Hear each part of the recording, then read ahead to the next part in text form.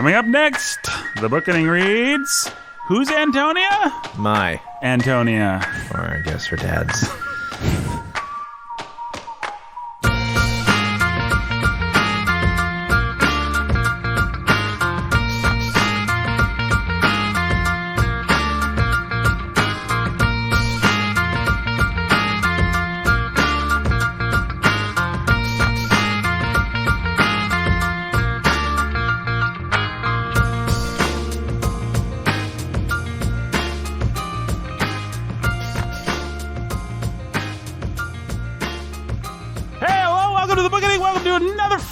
Episode of the Bookening. My name is Nathan Robertson. I'm your humble and obedient host, and I am joined again for, I believe, episode 56 by my good friends. The first one of them, well, he's the S who's a B of R.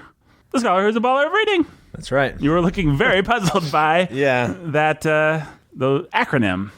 I was still a son of a sea biscuit. You're still a son of a sea biscuit. If you'll remember, folks, last time, previously on the Bookening, I called Brandon a son of a sea biscuit. And titles keep growing. The titles keep growing. What did we originally call you? The PhD ABD. You're the PhD ABD, the scholar who's a ball of reading, and a regular old son of a sea biscuit. That's right. And the contextual Texan. That's right. And probably other things that I'm not even thinking. Probably. I myself am just a humble and obedient host. The humblest. And most obedient. That's true. Brandon? Yes. Why don't you let's do this. Okay. For some reason. Why don't you introduce the other guy? I won't even say who he is. You won't? I'm just the other guy. Just the other guy. Well, no, I'm trying to give Brandon the privilege. If I say who he is, then if I say who he is, well, then it ain't much for Brandon to say who he is. But sitting right here on my left. It's my left, right? Yeah. My left. Right. Is Jacob Menzel, the pastor who's a master of reading. Hi, Jake. Hi, Brandon. Now make some completely pointless small talk with him. You know how it works. You've seen me do this now 55 times. Find something to ask him about. He's wearing a Darth Vader t-shirt. Maybe you're wearing a Darth Vader t-shirt, Jake. I am. It's more like an Imperial something because there's stormtroopers on it too. Yeah, I didn't see those at first. It's like a Escher drawing. That's awesome. That's pretty cool. That is cool. How do you feel about that new Han Solo movie? I have no idea. Yeah. I'm not good at this. Let me show you how it's done. And sitting over there, we've got the pastor who's a master of reading. His name is Jacob Menzel. He's wearing a Darth Vader t-shirt. Jake, you love Star Wars? I like Star Wars. Who's your favorite Star Wars character? Is it Darth Vader? Is that where you're wearing the shirt? I'm wearing this shirt because I went to the pool today, and this is a random t-shirt. I thought you were wearing it to make a statement. Afraid not, but I do enjoy Star Wars, yes. And your favorite character is? Ooh. Yikes. Clone Wars Anakin. It's like if I asked you what your favorite Beatles song was, then you named like a deep cut from the anthology or something like that. My favorite Bob Dylan song is The Basement Bootleg Part 3. All right, let's get back into my Antonia. Oh, we promised last episode that we would read our popsicle jokes. We had some patriotic popsicles. If you don't remember how those tie in, you can listen to last episode. Who wants to go first? Who has the least disappointing popsicle joke? Mine's a riddle. Mine's pretty disappointing. All right, I haven't read mine yet, but we'll assume it's great. So we'll go from Brandon, Jake, Nathan, I guess. What stays in a corner but goes around the world? What stays in a corner but goes around the world? Uh-huh. A child who's being punished in an airplane that's traveling around the world. No. No. That's a clever response. Jake, what stays in the corner but travels around the world? I was going to say a book. An atlas. Nope. Do I have to tell you? Yeah. Or do we leave it burning for the rest of the episode? No, I wouldn't do that to our listeners. Hint? What's the trick with the word corner? It has to do with where it's located on something. Where the corner is located? No, where the object is located. Because it's physically located in the corner, but it goes around the world. A boxer? No. In a spaceship? No. No. Thinking too weird. A yo-yo! No. That's in a corner. No. What? Think sheet of paper. Newspaper. No. Think mailman. A package. Close. What helps a package get around the world? It has to have something in the corner. A stamp. A stamp. Oh, Boo. I hate that riddle. That's a dumb riddle. And the popsicle company and you. And me. Yeah. Jake? How do you make a handkerchief dance? Oh, I know the answer to this. Elliot told me this one. So it must be a quality. Oh, that's great. How do you make a handkerchief dance? Does it something with snot? I don't know. What is it? You put a little boogie in it. Oh, gross. Yeah. That's why I said gross when I read it. I hate that joke. The popsicle company and you now. I hate everything associated with that joke. Oh, come on. I'm sorry, guys. I just read mine. Read it out loud, Nathan. You guys aren't... Where did the elephant store its suitcase? In his nose. In its, In his ears. In its elephant car. Do you have a guess, Brandon? His tail. Yeah, in its tail. I'm breaking this stupid popsicle stick. Guys, let's do some donor shout-outs. Jake, you want to help Brandon out today? They can get a double digital stereo. They can get some stereo here. Sure. Let's shout it out to John. John! Let's shout it out to Beth. Let's shout it out to the Lovebirds, Eric and Catherine. Oh, yeah. Sorry. The Lovebirds, Eric and Catherine. And a very mysterious shout out for Mr. X. Mr. X.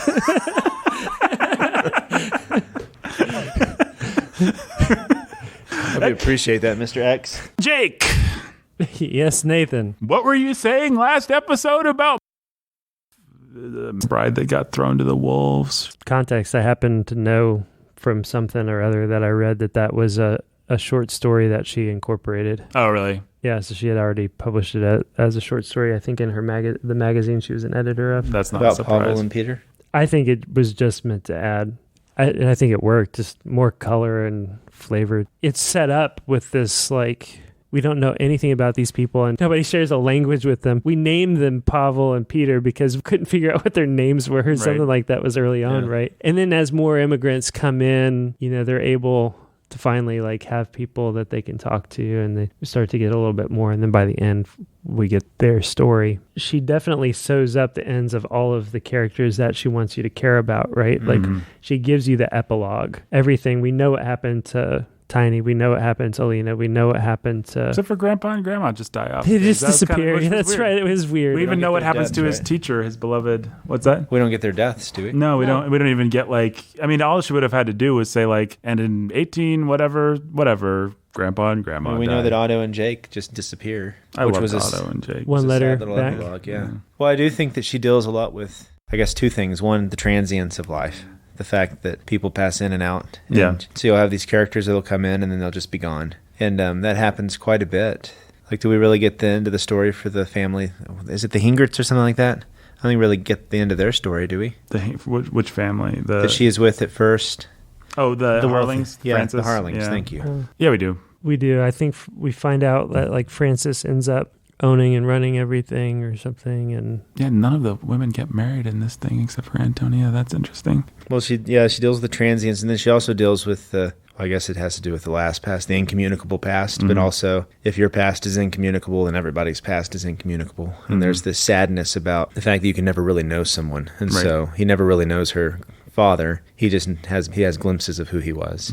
He knows he was in the old world. He had a life, and he played the violin and was successful. And then he comes over here and kills himself, and so that flavors how he interprets him. And so he wants him to be this nostalgic, sentimental figure, and so he makes him out that way. and then he further like deepens the nostalgia by going and visiting the village that they're from, and goes to Prague. And Okay, that makes a little argument for Jim being a bit of a creeper right there, I guess. But I'm beginning to think that my little gray cells are going.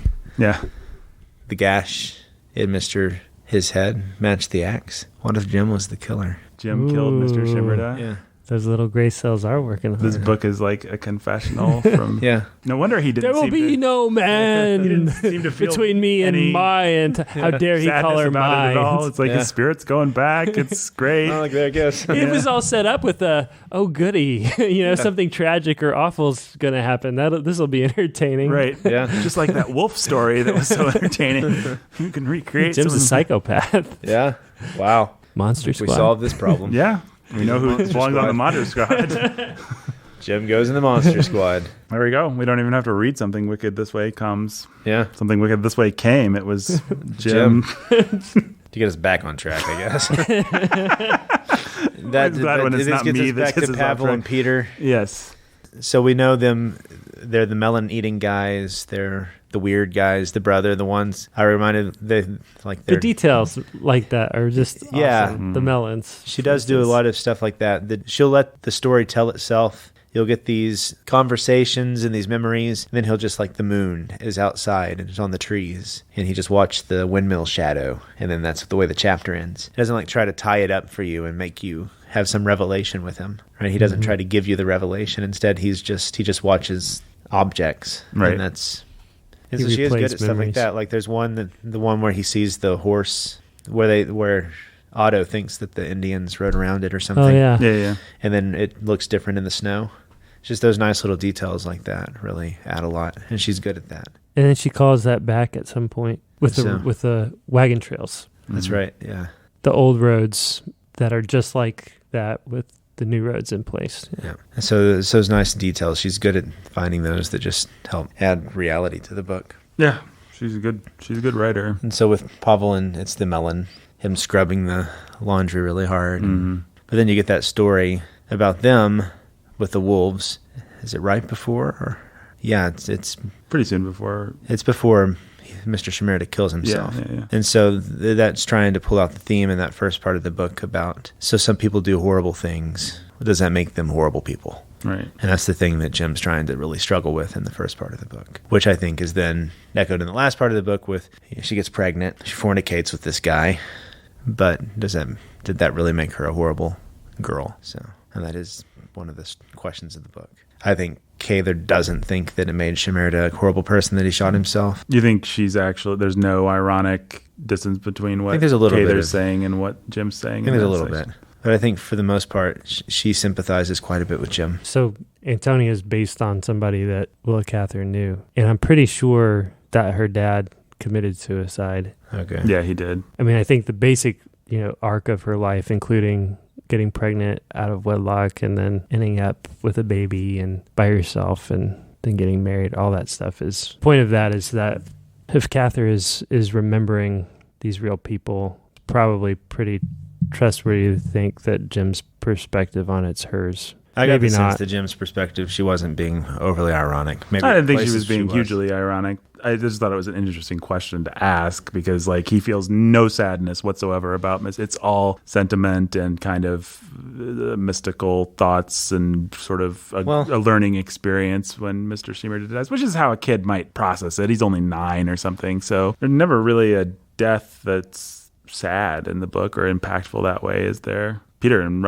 Pavel's story is the closest we have to any negative emotion of that sort. Or the death of the professor, maybe. Yeah, but that's so brief. I mean, I think it is there and it is meaningful, but it's brief. And then you get the Cutter's death.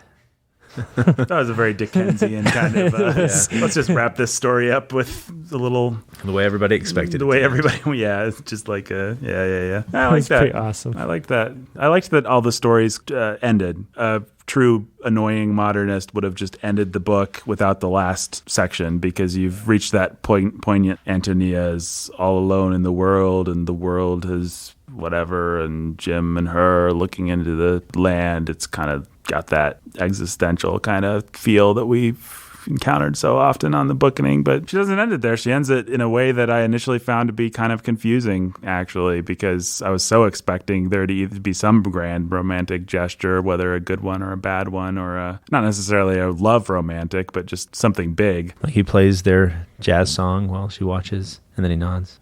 Exactly. I read this on vacation, a lot of it in the car. I was really struggling to not lose. I cried at the end of the Pioneer Woman's story. As our readers know, I cry at just about everything. Yeah, that's the end of book 4. So yeah, that's what we were just talking about, the place where any modern would end it. And then you're like, oh, this last section's book 5 is going to slay me. Absolutely what I thought and expected. I was like, I came to that point and I thought a couple thoughts. One was, okay, I hope I like this ending. I don't want to have to like do what we did about with Mark Twain and say, well, she should have ended the book earlier. And I'm terrified to read the rest of this in the car with my kids and to just freak them out by totally losing it because of how emotional the end of 4 made me. And then we get this sort of like, what would you call it? Just a prosaic sort of, it's not sentimental. That's why I think it must mean something. I think it must be important. I mean, it's an interesting choice. It's definitely not the choice that I expected or that you expected. Yeah. I don't know that she's trying to say anything deeply profound. In some sense, this is a very, here's the story kind of a book. And so I'm not trying to say that Jim reaches any kind of particular grand self-awareness or anything, or has a big revelation at the end. Some kind of cathartic experience. But I do think it's interesting that it's kind of sentimental and that it's a happy ending. Like you could have the grand romantic, despairing, very sentimental ending where Antonia is just going to die, basically, or I don't know what it would even be, but you know, the Camille style, they can't be together, but isn't life sad and beautiful? Instead, you get a sort of in life goes on, but not in life goes on in a rip your heart out kind of way. But yeah, she actually she brings you back up to something of an even keel. And so if Brandon's saying that Jim and Cather are well aligned in what they're saying, then it does kind of give me a little bit more hope for Jim, because he's just saying, you know what, I went and I saw Antonia and we didn't have a grand passionate affair, and she was older, but she still had that special something. I don't think that Jim's wife would necessarily be unhappy to learn that that's what had happened. Certainly Antonia's husband doesn't seem jealous of him. No, he just seems to understand that Antonia is one of those ladies that's going to have some special relationships like that, because she's got a lot of life. And I don't want to say that you definitely should not commit adultery. We'll start there. I'm against it, guys. Okay. 100%. You got to be careful how you have relationships with women, but blah, blah, blah, nuance. There are people that are vibrant and have a lot to give and have special relationships with people. I mean, Antonia, I know people like that. And I have people like that from my past. I mean, I can think of women, I can think of 2 in particular, that I just share things with in a special sort of we went to school. And it's nothing that I moon over. It's nothing I would ever write a book, called My Woman X about. You're about to name names. I think there's nothing weird there. It's the past. Yeah. It happened. You can't change the fact that those past relationships have happened. It doesn't matter. It's in the past. I thought of that line, yeah. I have relationships like that too. There are girls, for one reason or another, you share a lot of life with and develop an intimacy. And if you're a pansy, sexually depraved, narcissistic jerk, which we know you're not, then your wife would have reason to worry about those women. But conceivable that you would have those relationships and that they would even be special and that your wife would have absolutely nothing to worry about. I do try to keep my distance from those women and those relationships now. It would be kind of weird to write it would be awful. I mean, that's sort of how I process. Yeah, you've Jim, had those relationships. I had these close relationships either with girls that I grew up with and went all the way through, or girls that I became friends with in college or whatever, and to be fixated on them to the level that Jim is here would, for me, it would be a really awful, horrible thing. And so I put distance in those relationships, and I've spent time thinking that a lot of the intimacy that we shared wasn't appropriate and wasn't good or healthy. But then, it was what it was, and I don't want to say it was all bad either. Well, yeah, and then, I mean, we have to be careful here. I'm going to get myself in another Orient Express situation. I don't think that you should stab a guy 12 times and then not report it to the police. And I don't think that you should write a weird 240-page book about some woman who's not your wife, about how cool you think she is. And I don't think that Marlowe... no, I do think that Marlowe should have told Mrs. Kurtz or whatever. So there. You guys happy? Moralistic prudes. Oh, man, Nathan. No, this book's not creepy at all. There. Yay! If you really think about it too hard, it's not creepy. If you think about it too hard, it is creepy. Oh. If you think about it the appropriate amount, then you think, you know what? I got to give Catherine the conceit of a book written in the first person by this guy. Yeah. And if I take that away, I don't have a book. So if you just think about it as though he's just sitting there telling you the story. Yeah. Instead of the fact that he's actually writing this down. And then came in and was like, here's my manuscript, random friend. It's about my Antonia, Then that gets a little weird. But if you just pretend the introduction doesn't happen. Right. And he's just sitting there and he's thinking about his past, then it's something that we've all felt. Because we all have those relationships. However it might be. I had a best friend growing up. He took up flying planes and then died in a plane crash. Occasionally you think about the past that you had with this guy. And you can imagine when you go back to Texas and you see his house, man, like we used to fly rockets out there. And it's that sort of stuff. Yeah. And that's the level that you're supposed to approach this on, I think so. It doesn't really do the book much good for us to spend too much time worrying about the appropriateness of Jim's. I have a certain friend that I grew up with. When we don't really talk much, but when I get back with him, there's just that incommunicable past right. that you have with this person. And so... yeah, it's just inevitable. Be friends and be able to pick up where you left off. What I think is maybe nice about the ending from a character perspective is that this was all I was trying to say earlier. Maybe it'll make more sense now in that context.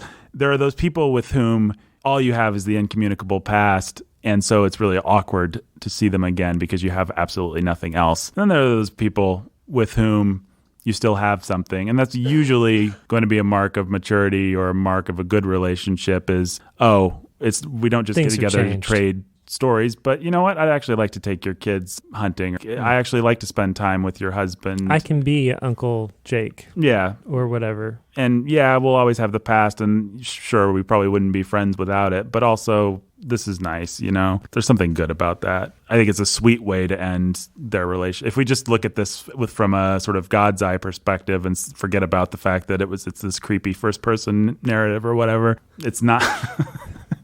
I think that Willa Cather wanted us to look at it this way. Right. And she didn't want us to and I don't think she was thinking too much about. Yeah, no. If we had her in the room talking right now, she'd be like, oh yeah, I guess that is a little bit creepy. Right. But when you're in there, it's the magic of the suspension of disbelief, whatever. Right. The suspension of belief. The suspension of disbelief, yeah. Well, then I think you can also you can line up on the one side the whole introduction and I'm going to write this thing about this woman and I visited her hometown. She's never been back, but I've been. So where's she? All that stuff. All that stuff. You can line that up over here. Even if you line all that up over here, over on the other side of that, maybe balancing it out is Jim's an orphan with no mom and dad, just his grandparents, and she's a sister. She's a sister. She's a mother, and when he has his sexual fantasies, they're about Lena. And he's sort of like... And he feels weird that they're not about... He kind of wishes they were about Antonia, but they're not. And he doesn't quite know why. And then we have the other scene where he kisses her. Where he kisses her, and she's just like... She shuts it right down. Like she would never think of him that way. Never kiss me that way again. Yeah. She said... I think she actually says it's wrong for you to kiss me that way. Yeah. And he's not deflated by it. No, I mean, it's interesting. What actually happens is he's elated by it. He's like, yes. Well, and I've felt maybe I'm an idiot, but I think there's probably a lot of idiots like me who would expect there to be some kind of discussion of why he doesn't marry her once she's knocked up by Jerkface.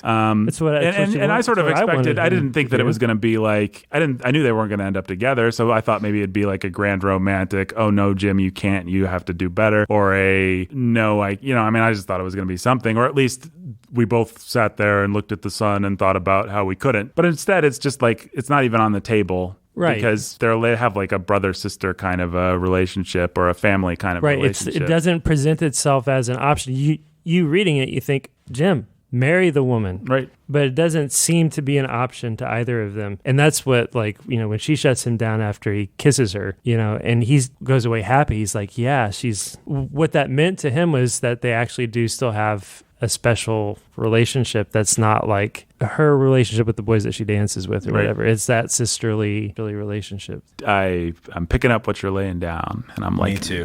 And Brendan is too. I'm picking it up.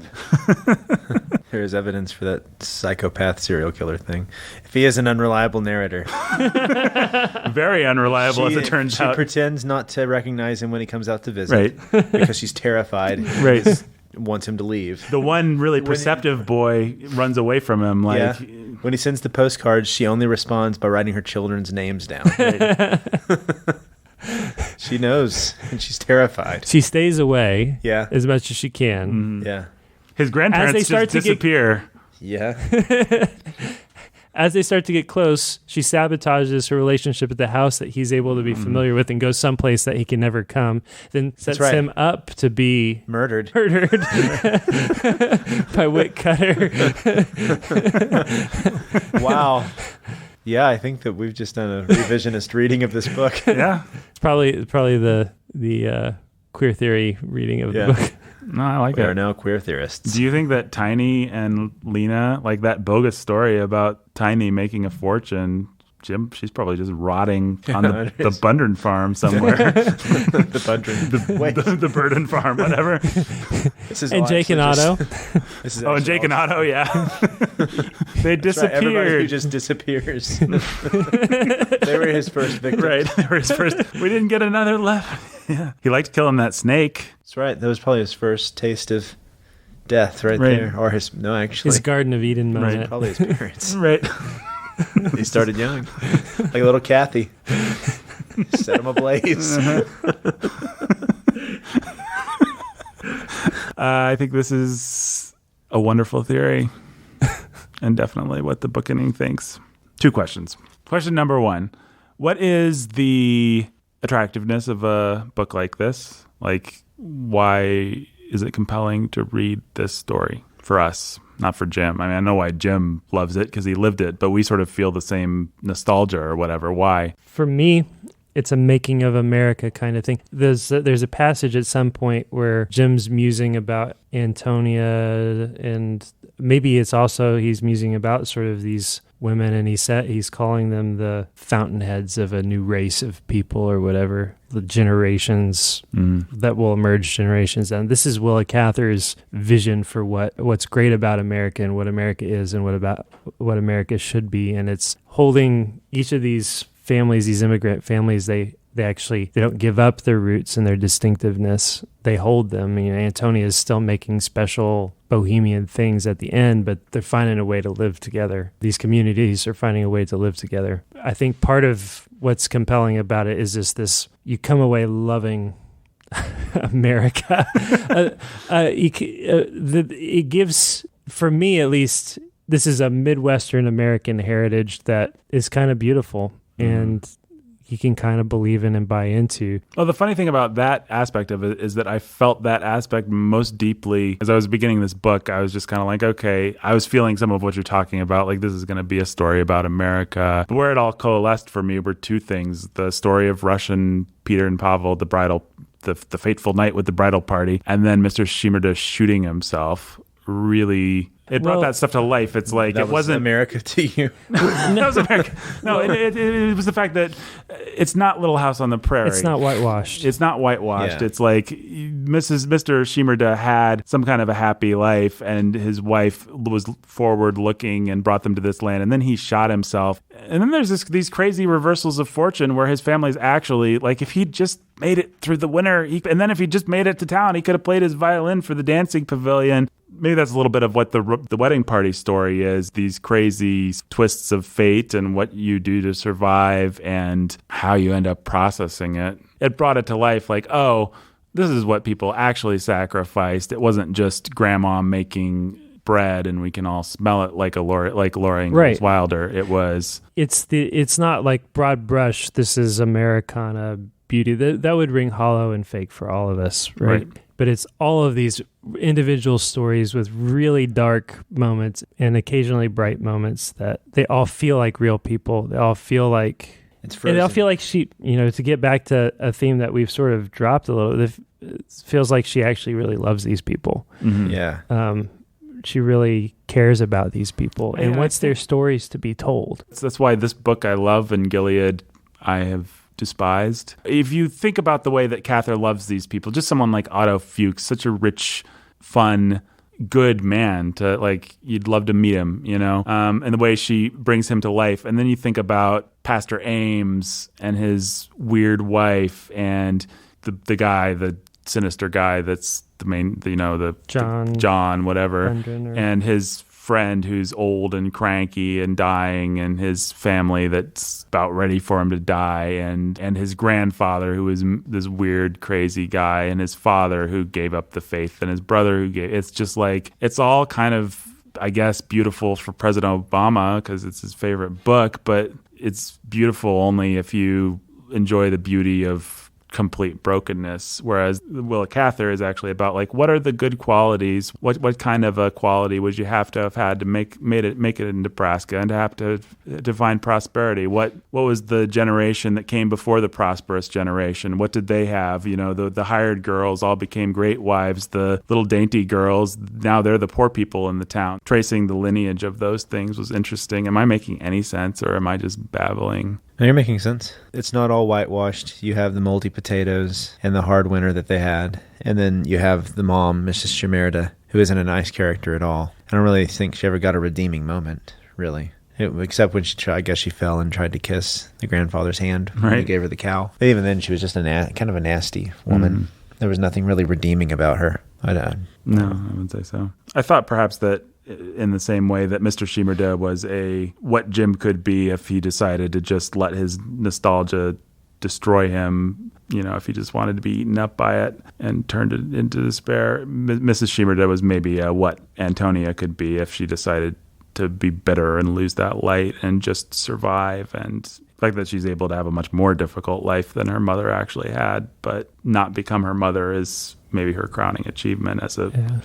She's not broken by anything. It speaks well of she really does have that inner light that Jim sees. And then the ability, and she has to work because that's how you survive. And that's what makes these women beautiful to Jim and his grandfather. And his grandfather. That's right. Yeah. These are just, they're good women, and they're going to work, and they're going to take care of it, and they're resilient women. Yeah, the thing about the way that Cather does it is, it's dumb to say this because the whole book is like, these are my memories. I keep wanting to say that it reads like a memory. Mm-hmm. What I guess I mean by that is Jim remembers the kinds of things that you would remember if you loved these people and cared about these people. It feels natural and right and real. Whether it's the description of Otto and his scar, or and his weird thing going on with his ear, or if it's like when you have these precious memories that you hold and that you rehearse because they mean something to you, then I feel like this is the kind of shape that it takes. Well, the degree to which he knows people, the people that seem like caricatures are the people that seem like caricatures in real life. Like in my memory, I have my whip cutters with their crazy stories, but I didn't know them that well. I just knew a couple of crazy things that I heard about them. Because he tried to murder him. It's some of, maybe I've said this on this podcast before, some of my most vivid memories from my childhood are from the age of like 5 or 6 and below. Right. And the reason is because at age 6, that's when my parents divorced. And I held on to those memories tightly, and I rehearsed those memories. And I can tell you what the sun looked like, and I can tell you what the sound of the wind in the trees. There's so much that is vivid and strong and stark in my memory about those years because I love them and I rehearsed them. I rehearsed them through my childhood. And so when you have something, you have a place that means as much as Nebraska has meant to Jim. You have people that have meant as much as Lena and Antonia and the Shimerdas and whoever else mean to him, then it feels really natural and inevitable. And you have these moments like the scene with the play, or the Ray Charles / Stevie Wonder when he shows up. Mm-hmm. It was amazing. Like the detail of the description is like, here's a blind black piano player, and she's describing Ray Charles and Stevie Wonder to us. The swaying, the smile, the everything. the kind of subservience even. I mean, the whole backstory to him is pretty wonderful too. Yeah, his backstory is wonderful. Yeah. She's got kind of three qualities that I think make a really strong novelist. Her style is perfect for what she's doing. Yeah. It's just she's really good at writing. She's able to find those details that really... So when you were mentioning Otto, it's the little paper things that he had kept for the tree, stuff like that. Yeah, that was great. Yeah. Or just the way that Jake told the mom that it was a lady's privilege to get the last word. Mm-hmm. That said a lot about his character right there. That one statement he made. So she has that, but then she also has empathy for her characters, which is something that you want to see a novelist have. And so Dickens, even though his characters are caricatures, he has empathy for his characters. Mm-hmm.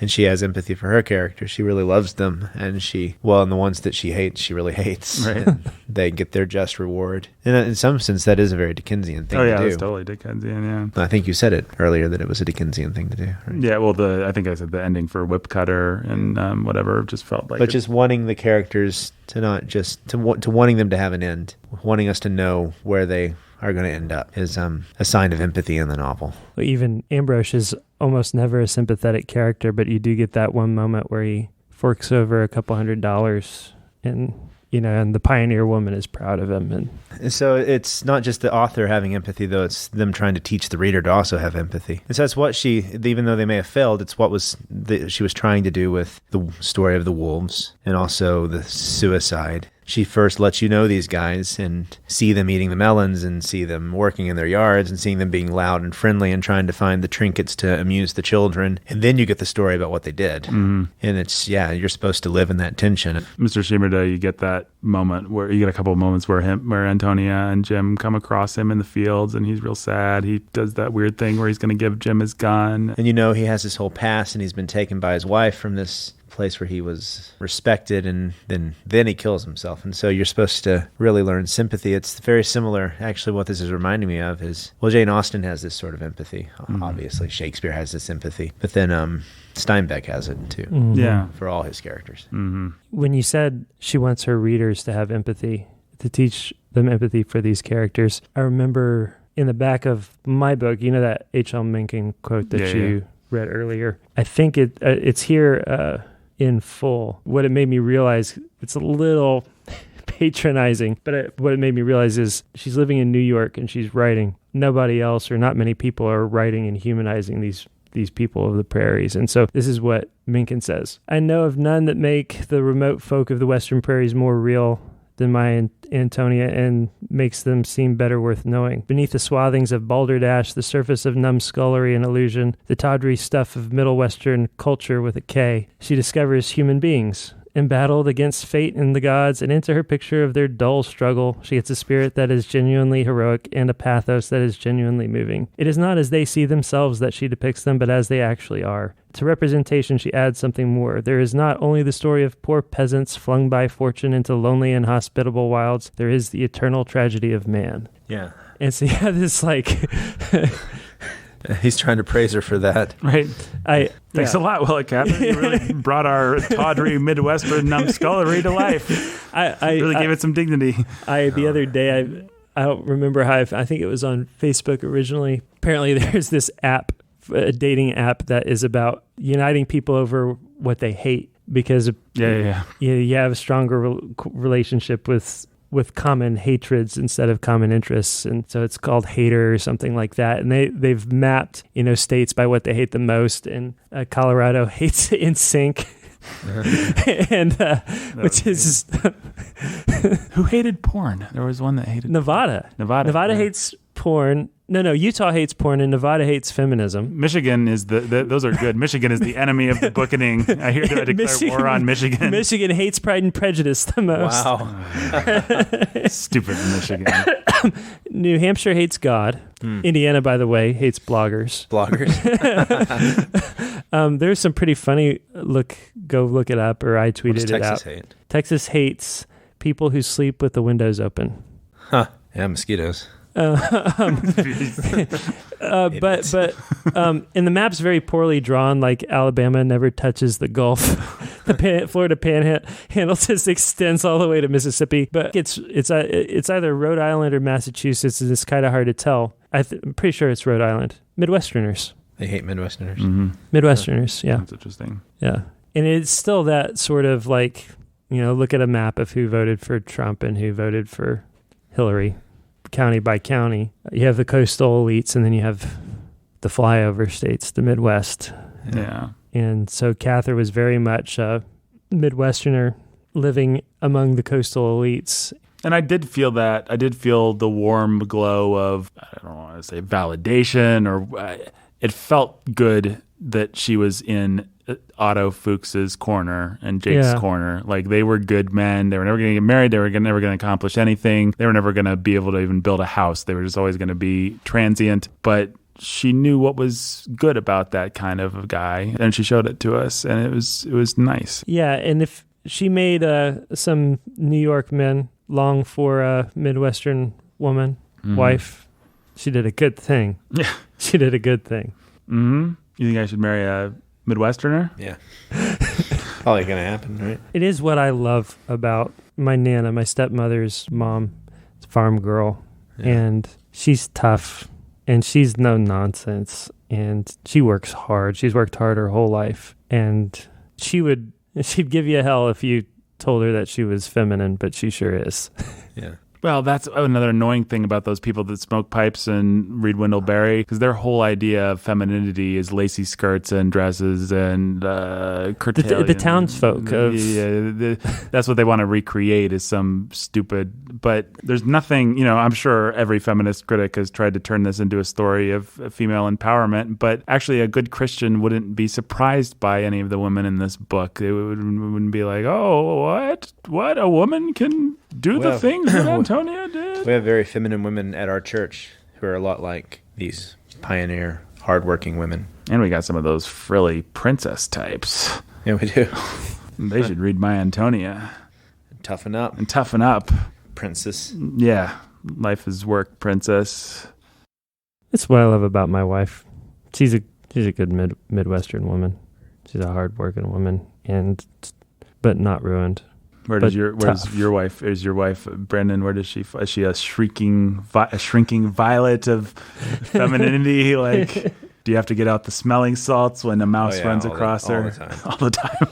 Or is she like a tough? She's a hard worker. Is she a Texan? She's from Texas. No, we're all hard workers in Texas, sure. No, I mean, she keeps our house clean and takes care of 5 kids. She's a hard worker. Has she ever murdered anyone like Jim? No. Burden? No, she hasn't. As far as I'm aware. Who did we decide that he murdered? Oh, Mr. Shimerda. Oh, he murdered. Yeah, he just blew his brains out in the barn. Yeah. It was the axe. It was the axe. It fit perfectly. Oh, that's right. That was the little twist. And then he just went. It read too many detective stories. Too much Agatha Christie. Yeah, too much Agatha Christie. One might argue that even one book of Agatha Christie is too much. Uh-oh, Danny's left the room. Yeah. We'll let Danny have the last word. A gentleman, what did Jake say? A gentleman always lets a lady have the last word. A gentleman always lets the lady have the last word, Danny, if you're listening. So whatever the last thing you said about Murder on the Orient Express, that was the word. Good job. All right, final question. All right. That's a stupid final question. What was your favorite part?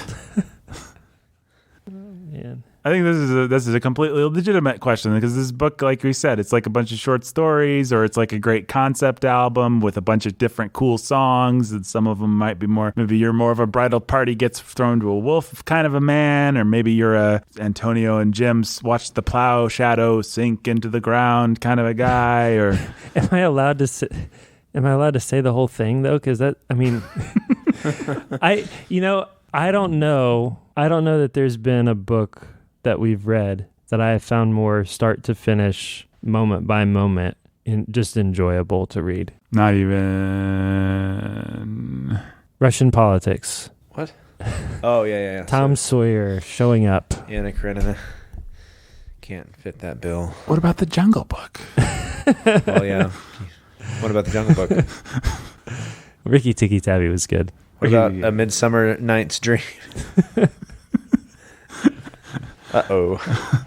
I don't know. Nathan was always accusing me of having recency bias, so I've never accused you of that on the Bookening, I don't think. no, but off mic you always do. Right. But never even about anything Bookening related, just mostly movies. the fact that you think Spider-Man's the best Marvel movie. I agree with that sentiment. Well, guess what? You are What? recency biased. No, I just think that it is. It's pretty great. Is definitely near the top, if not the top. I came home and told Anna that it was the best. Better than The Jungle Book? What? So moments. If I'm supposed to find my pick a favorite part. Pick a favorite. I know what mine is. Well, you better go ahead and say it because I don't want to take it. I want to know what your moment is. My favorite moment is when they go and see the play. Maybe it's just because what's that? He and Lena? Yeah. Maybe it's just because I haven't actually stood and watched a plow shadow go into the sunset or a Russian man die, but maybe it was just the most relatable to me. But just that idea of experiencing live theater that way, the communal experience, which is the way she brought it to life. The fact that the actress was too old, past her prime, but that it was still blew his mind and redefined his world and felt like the most exciting thing ever. That was just a fun, relatable thing for me. I mean, we've talked about things like that, in our baggage check. We've talked about how maybe I'll say we will be talking about a book that completely blew my mind. And when we talk about Something Wicked This Way Comes, it's a book that I've not reread. I've actually tried to reread it and failed to finish it since then. I don't know if it's any good or not. Jake tells me it is because he's read it by this point. It just captured live performance. It captured an era without TiVo, as I think maybe Jake pointed out off mic at some point. Thing that maybe I think I pointed out off mic is that the closest thing that people have today is Game of Thrones, which is stupid because Game of Thrones is full of sex and violence and I don't watch it and neither should you. But it's the closest thing that we have to a communal, we have to wait for it and then we all watch it and talk about it afterwards. But even there, once it comes out, you can fast forward it, you can rewind it. You're not watching some actress that passed her prime play Mrs. Lannister or whatever on the Game of Thrones. You're only getting... You're getting the one stop. The show was performed in New York and then a traveling corps of maybe the understudies go and then they play 12 nights in Chicago and then I guess for us it would be like if some dopey Hamilton third generation of Hamilton if they came to town and which we do of course get it wouldn't be Lin-Manuel Miranda, it'd be some other guy and we get that. IU Auditorium will we will when Hamilton travels and plays Chicago, IU Auditorium will bring Hamilton down for one night or 2 nights. Well, it's already played Chicago. We're gonna get like third run. The point is, if you took your kid to see Hamilton, they'd be just as blown away by it as any kid has been by it. And apparently, I've not seen Hamilton because I don't have thousands of dollars, but they'd have that same experience where it's like you're not even seeing anything close to the ideal version of this, but it doesn't matter. It's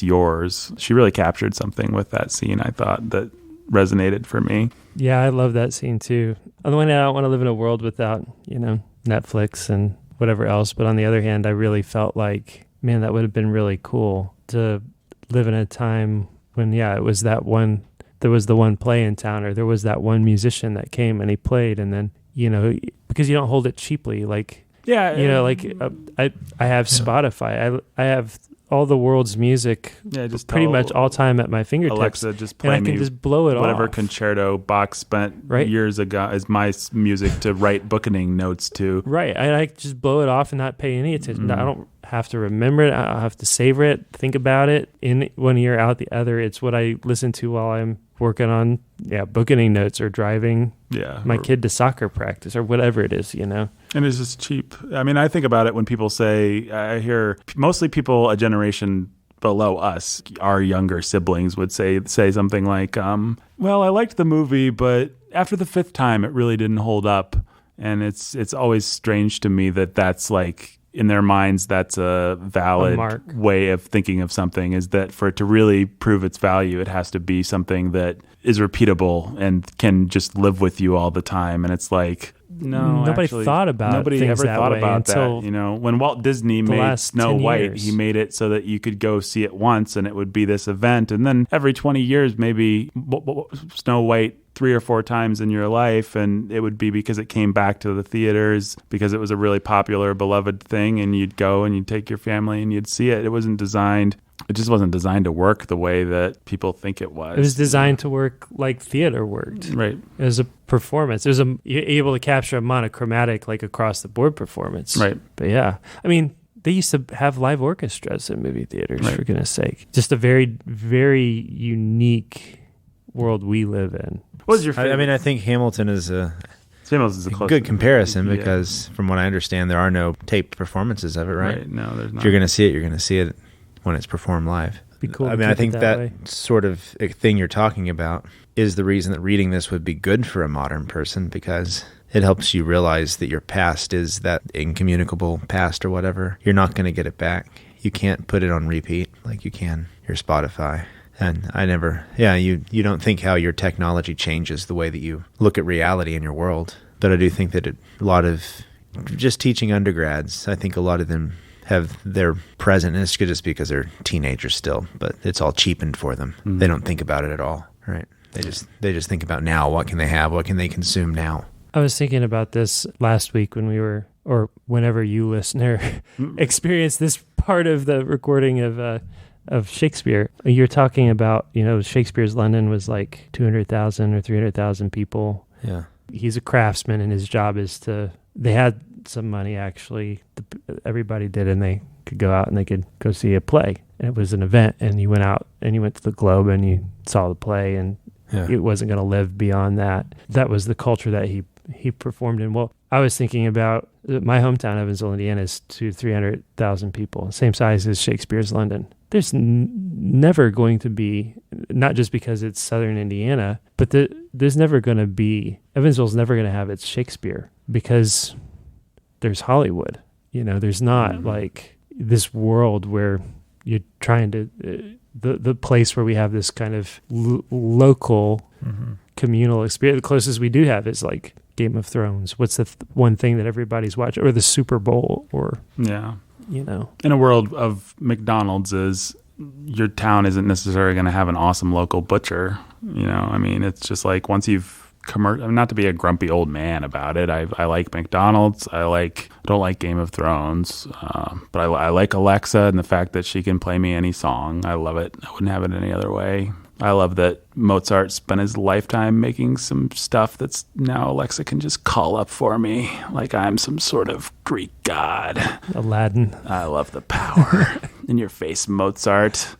You thought you were writing something important, but it's just a cheap thing to help me write bookening notes, buddy. I just get my little genie Alexa to summon it up, and then I laugh at your grave.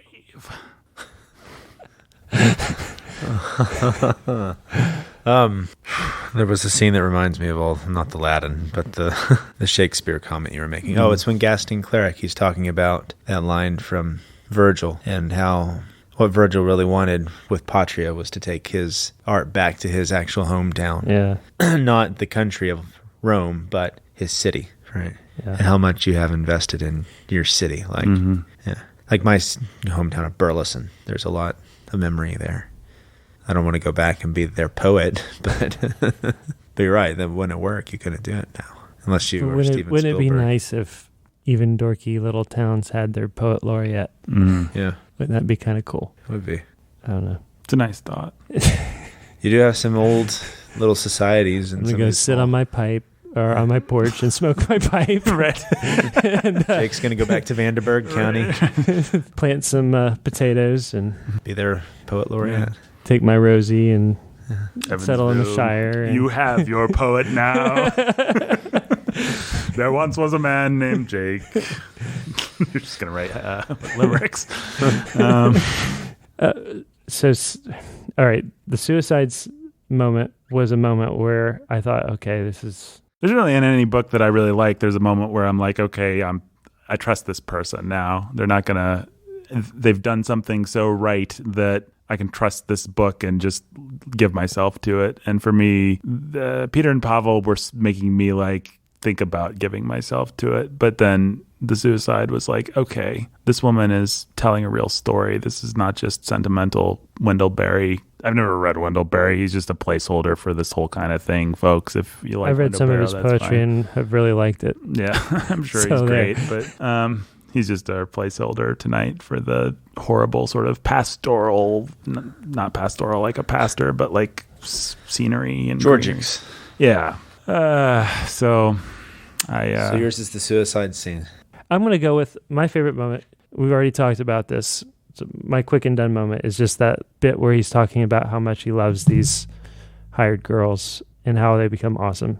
And they have the rich families now. And they end up having the rich families and being in charge of the big homesteads and all that sort of thing. It's a very nice moment, yeah. I have two. I was hoping you'd bring up Lena. My favorite scene with her, though, is probably where he's telling her that he's leaving at the end. Mm-hmm.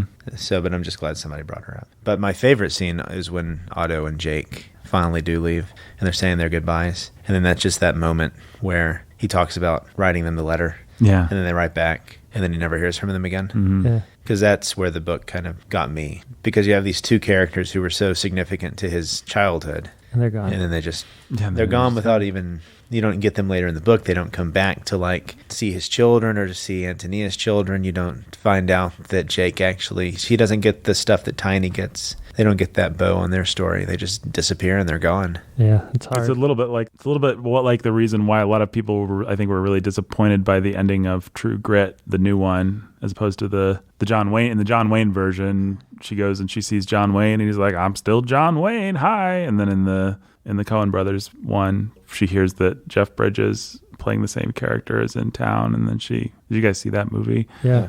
And it's just kind of sad, like a bummer of an ending, but Brandon sure did just make me think about it. So, I mean, it's just... What happened? She didn't find him, or I don't remember. So she has the big adventure with Jeff Bridges avenging her father. But the ending is... And then the ending, we cut to 40 years later, 20 years, whatever it is, and she's an older lady. She hears that Rooster Cogburn is just a town away, like she hasn't seen him since she was a girl, and she goes to the town and she finds that he's died and she's missed him. He was performing in some Western rodeo or something like that, and he got sick. You just kind of you have that feeling of the transience of relationships, and in that time period, you know, she couldn't just call him on the phone. He came through her area again, and she missed it. You know. Yeah, but it's what you're saying. It's the transience. Yeah, I like that she didn't back away from it.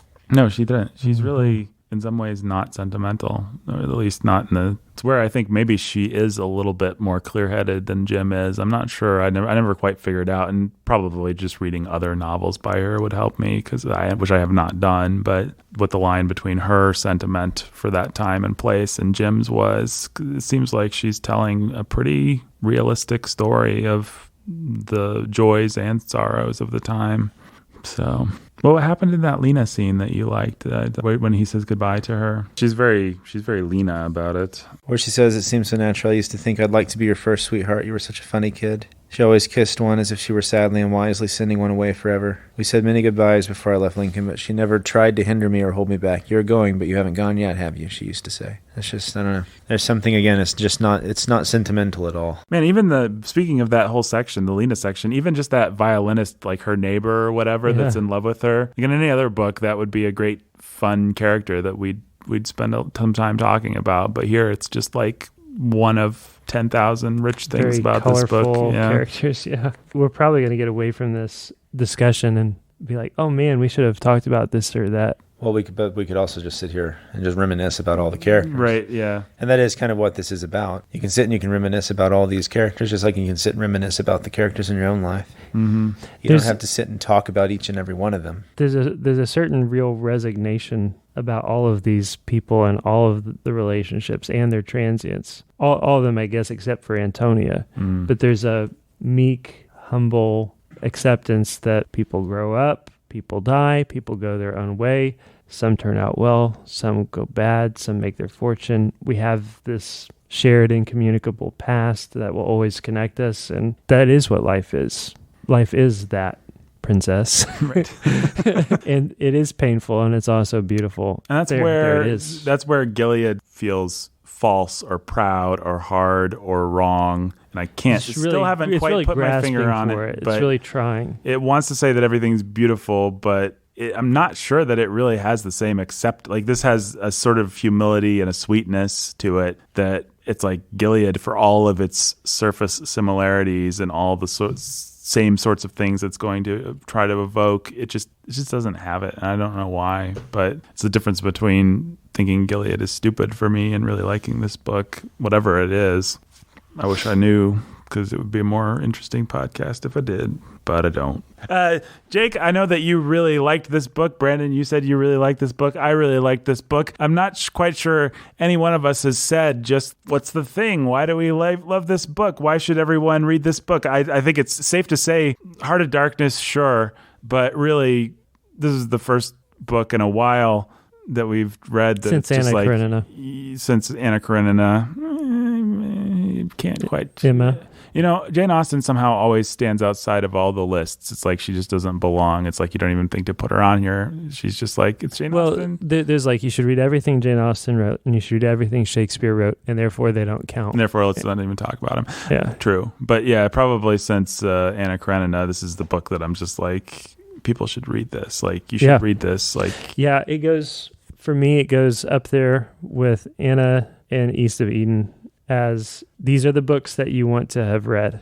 So you give it the unqualified SOA? Unqualified seal of approval, right? Like, rises right to the top. Cream of the crop. Yeah, absolutely. Creme de la creme. Brendan, you give it the USBOA, seal of bookening. UBSOA? You give it the UBSOA? Unqualified bookening seal of approval. I do. Am I supposed to say why? Sure. Well, as Jake was saying, I think this rises right up to the top of the books we've read. It's better than Heart of Darkness, even though I really liked Heart of Darkness. Heart of Darkness is like, it's great. But it doesn't get right up there with. It's not anything that I'd feel compelled to read again right away. You know, this is just one of those books that I love, you know. Well, she has, like I said, she has those three things that I think a good novel needs to do. And she does it really well. Style, empathy, and then just this poetic eye for the detail. The right detail, yeah. And she does it perfectly. And so it It really is. It's a masterpiece. It's perfect. It's a perfect novel. Yeah, it's a fantastic book. You have a lot of sham pretenders trying to do the same thing, and that's, if you really want to get to where Marilyn Robinson fails, she tries to do all these same things. She kind of gets the poetic detail. She does, for the most part. Mm-hmm. Ends up writing a Pulitzer Prize winning novel or whatever it is she got, and still falls miles short. Yeah, but her empathy is sour. Mm-hmm. Yeah. It's not the right kind of empathy. Yeah. It's not teaching you the right kind of empathy. You're saying what I was babbling about. There's something kind of nasty about her empathy. Yeah. And her style leaves something to be desired at times. So she doesn't get up there. No. Yeah. Well, I mean, I think, I'm just going to find the quote because I think it would be helpful.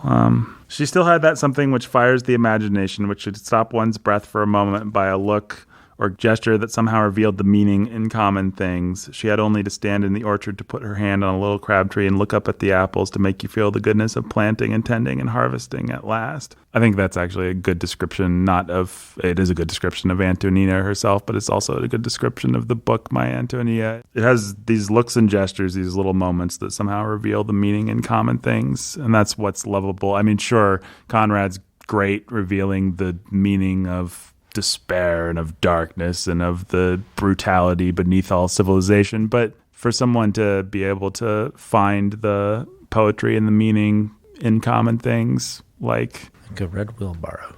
Like what? Like a red wheelbarrow. Like a red wheelbarrow. Yeah, exactly. Like old, what's his face? William Carlos Williams. As a special talent, Robert Louis Stevenson wrote a review of Jane Austen, actually, where he said, here's a lady that writes about boring domestic stuff and makes it great, and her art is so much better than mine because I write about, I'm paraphrasing here, but he basically said, I write about pirates and knights and stuff like that. It's easy to find what's great and exciting and interesting about pirates and knights and adventures, but to be able to find the mystery and the humanity and the beauty in commonplace things is a real skill and not an easy one, and is one that Willa Cather in this novel had. There's a quote that I think gets at what you're saying and is also a plug for our next book. Okay.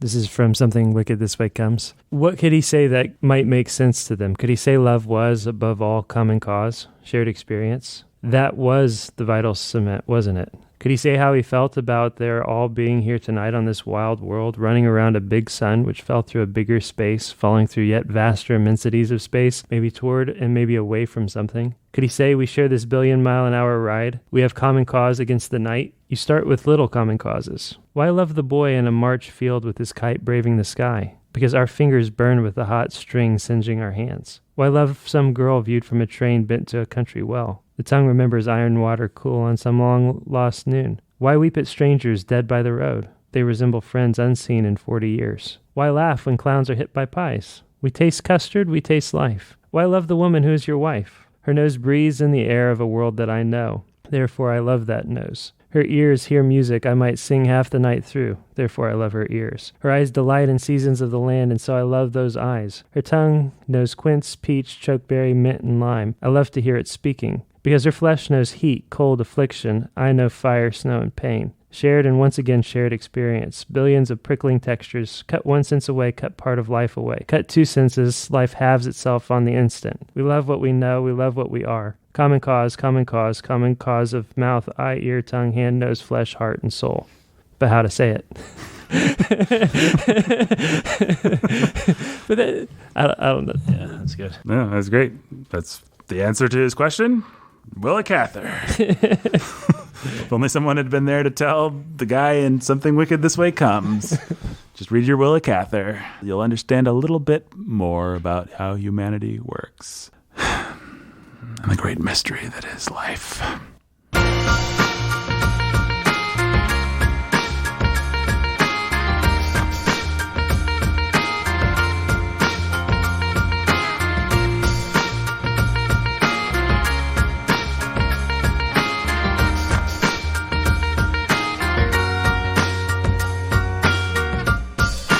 The Bookening today was written and produced by Nathan Albertson. It was recorded by microphone by Roland. Isn't it a Roland? Yeah, you don't care what kind of technology. Yes, by Roland, just like Roland Dashun in The Dark Tower, which is getting terrible reviews. It is slammed. Does it come out Friday? Another fun Stephen King. What? Does it come out Friday? I think so. I think it comes out the Friday that we're recording this, and it's like 18% Rotten Tomatoes. It's like midnight tonight. After midnight. In 1 hour. Maybe we'll all be going to see, after this recording of Willa Cather, the premiere opening night of The Dark Tower. I doubt it, though. Talk real fast and you can just slow it down. Yeah, we'll just talk real fast and we'll slow down. You see the Emoji Movie. You want to see the Emoji Movie? It's getting really bad reviews. It's also getting really bad reviews.